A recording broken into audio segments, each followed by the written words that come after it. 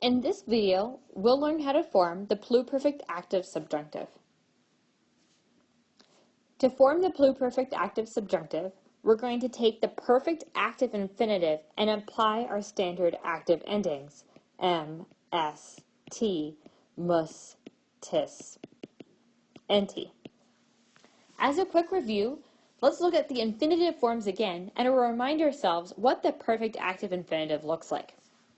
So the present active infinitive is our second principal part for regular verbs, and it usually ends in are, ere, or ire. The present passive infinitive would be the second principal part for deponent verbs,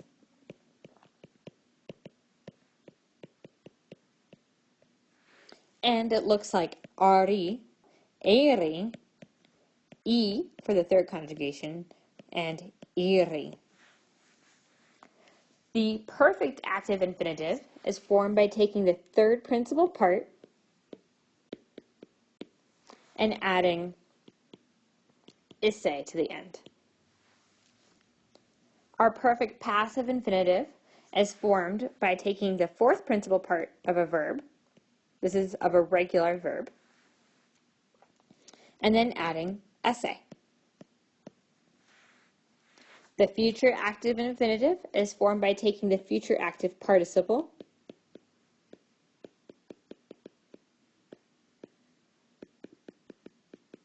which, if you remember, always contains the syllable ur in the middle, and adding esse. And the future passive infinitive, it's good to know even though it's uncommon, is the fourth principal part, but you always see it ending in um. Or, if you like to think of it better, the masculine accusative singular form, plus iri. Okay, so now let's go ahead and use our standard verb amo, amare, and create all the infinitives. Okay, so for the present active infinitive, we'll take our second principal part, since amo is a regular verb. So our present active infinitive is amare. The present passive infinitive is amari. The perfect active infinitive, we take our third principal part and add isse, creating the form amawase.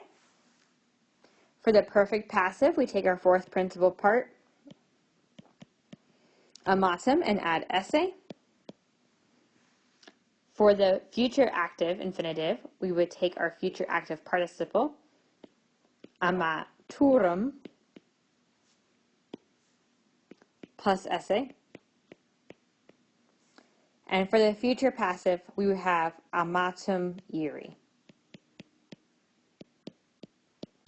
Keep in mind that the forms in the perfect passive infinitive and future active infinitive, amatum and amaturum, can be declined based on the subject of your verb. However, the real form that we're focusing on today is going to be amawisse, because this is the form that we need in which to form the pluperfect active subjunctive. So now we're going to try and create the pluperfect active subjunctive of our verb moneo, monere. Our first step is to create that perfect active infinitive form. And so we'll need our third principal part, monui, and we'll create the infinitive by adding isse to the end, creating the form monuisse. I'm going to write this in all 6 blanks. Okay, now I'm going to add the active endings, m, s, t, mus, tis, and nt. So now I've created the forms monuissem, monuisses, monuisset, monuissemus, monuissetis, and monuissent. Let's try it again, now with our verb rego, regere, rexi, rectum. Once again, I'm going to form our perfect active infinitive by using the third principal part. So we'll create rexisse. Now I'll write this form in all 6 blanks. And now I'll add the personal endings on the end, creating rexissem, rexisses, rexisset, rexissamus, rexissatus, and rexissent. All right, that's the pluperfect active subjunctive. We'll learn how to do the pluperfect passive subjunctive at a later time.